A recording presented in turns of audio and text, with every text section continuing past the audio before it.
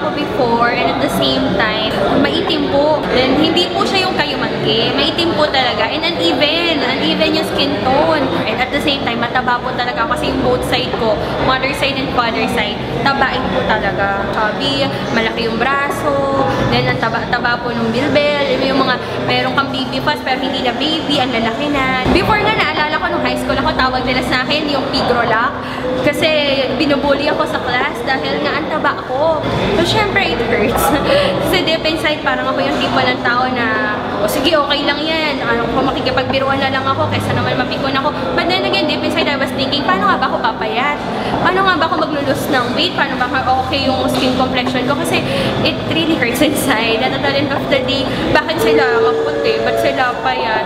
Kasi okay lang sana hindi naman ganun kaputi, hindi naman ganun kapayat. Pero yung tipong hindi ka nakakahiyang tignan, medyo it's not pleasant kasi dahil ako, ang ano po talaga, obese yung term.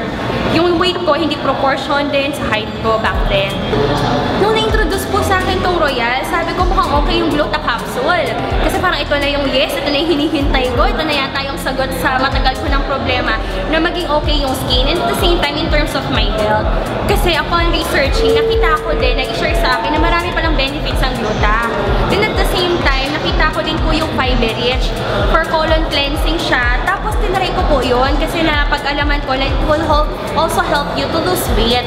So tinry ko po yung dalawa na yan. Yung Gluta, then at the same time yung fiber rich. Then I found out na sobrang bilis po nung effect niya sa akin. Nag-react po talaga yung katawan ko. Nahiyangan ko po siya. So ngayon, nagwa-once a day ako yung Gluta 462. And after that, sabi ko, wow, after 1 month, nakikita ko agad yung feeling na hindi ako mabilis mapagod. I felt detox.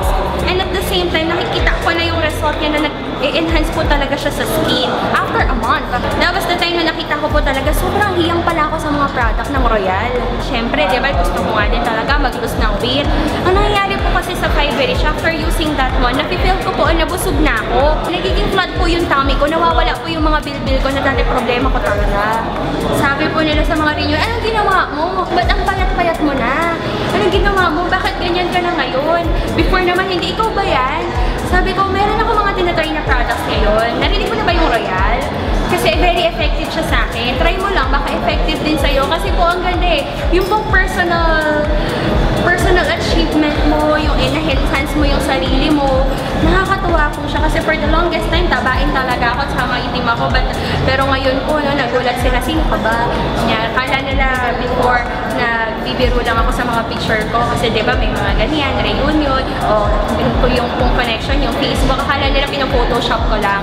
But then when they see me personally, wow, anong nangyari? Anong ginamit mo? And that's a good opportunity for me to share Royal products.